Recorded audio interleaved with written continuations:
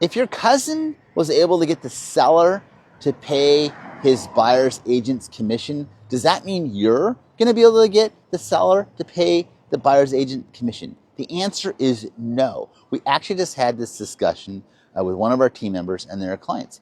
The buyer was really struggling, even though he signed a representation agreement, even though he understood he had an obligation to his agent. He felt because his cousin was able to negotiate getting the seller to pay the commission that he should be able to as well. Well, here's the reality.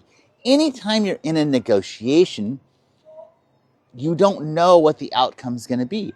If a seller is motivated to sell, they may pay some or all of the buyer's obligation to your agent, right? But if they're not that motivated, they're not going to. Just like in any negotiation, right? Just because you want a price reduction, say of 20 grand, doesn't mean every seller is going to agree to a price reduction of 20 grand. Some may not. Some may counter you in between.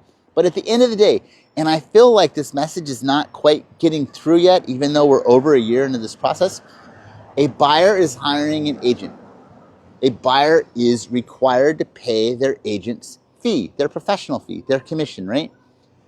They may try to negotiate the seller paying some or all of it, but there's no guarantee that's going to happen. It's just kind of like when you hire a lawyer. If you hire a lawyer, you are obligated to pay your lawyer. Now, if your lawyer wins the case, in some cases, they're able to get the opposing party to reimburse you for your legal fees, but there's no guarantee of that. So if you're going to buy a house, please, please, please, please understand you're hiring a buyer's agent and you were obligated to pay that buyer's agent. Everything else is negotiable with no guarantee. If you've been going through this process over the last year, drop your thoughts and how it worked out for you below.